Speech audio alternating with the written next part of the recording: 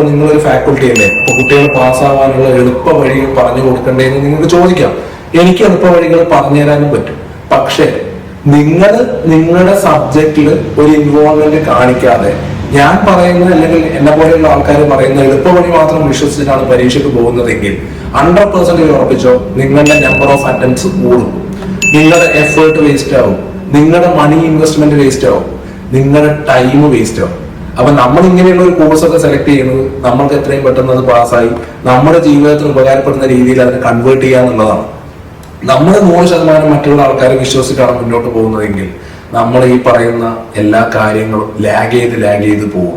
അപ്പൊ അത് ഒഴിവാക്കണമെങ്കിൽ മറ്റുള്ളവർ പറയുന്ന ഇന്നത് മാത്രം പഠിച്ചാൽ മതി നീ പാസ്സാവും എന്ന് പറയുന്ന ഒരു കോണ്ടെക്സ്റ്റിൽ നിങ്ങൾ 100% വിശ്വസിക്കരുത്.